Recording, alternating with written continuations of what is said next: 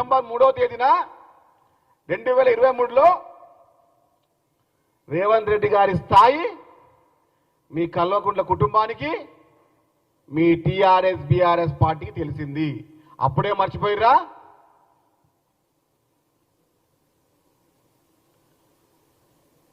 మహాభారతంలో శకుని పాత్రని